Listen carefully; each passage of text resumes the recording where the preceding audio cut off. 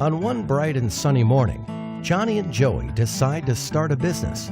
They both had their own great ideas, so they went their own separate ways.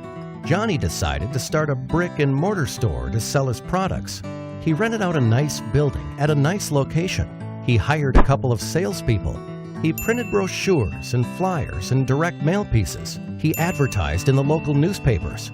And within a few weeks, Johnny started seeing sales and a lot of local customers. Johnny was excited, but he had a very high overhead and a very low profit margin, so he decided to wait to see some growth. Joey, on the other hand, decided to start an online store to sell his products. Joey got a nice-looking website with a nice little name. He hired a content writer. He invested in online marketing and got some help with SEO and email marketing. He advertised on different websites and signed up for pay-per-click advertising. And within a few weeks, Joey started seeing sales and a lot of customers from all over the country.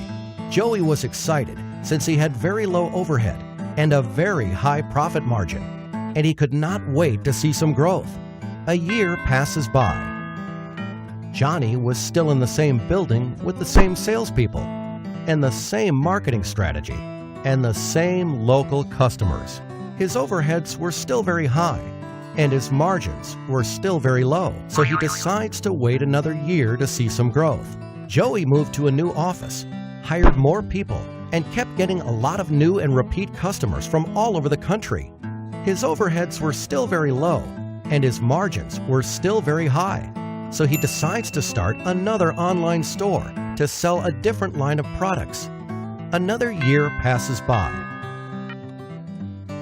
And on one bright and sunny morning, Johnny and Joey meet again. Joey tells Johnny about his new marketing strategy, and Johnny realizes his mistakes. Traditional marketing can only get you so far. Think local, but act global.